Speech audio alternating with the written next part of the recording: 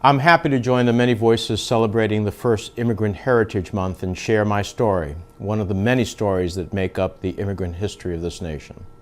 I grew up in Union City, New Jersey, the son of Cuban immigrants who moved here in 1953. My mother was the driving force behind that decision. She did not want to live under the rule of the right-wing dictator, General Fulgencio Batista, who had been in power for 20 years at that time. She would later tell me she sensed danger and instability in the air.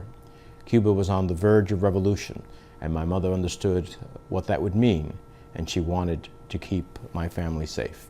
She decided to come to America, and I realize now that it was an extraordinarily difficult decision for anyone to make.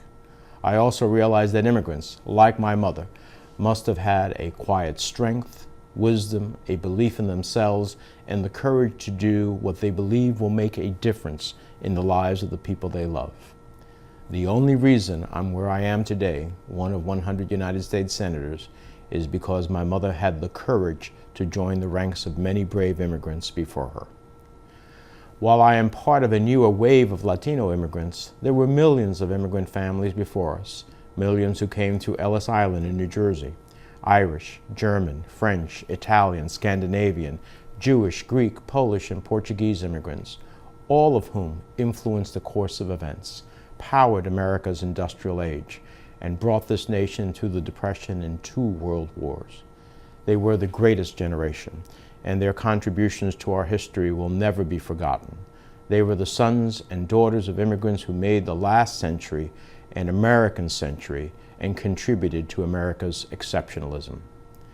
So as we celebrate the first Immigrant Heritage Month, let's remember all those immigrants who came before us, who followed their hearts, worked hard, and lived the American dream.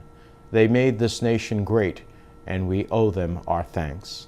Let's make this new celebration of our immigrant past lead us to a brighter, more prosperous future in which there are no second-class citizens and every American has a chance to realize their dreams.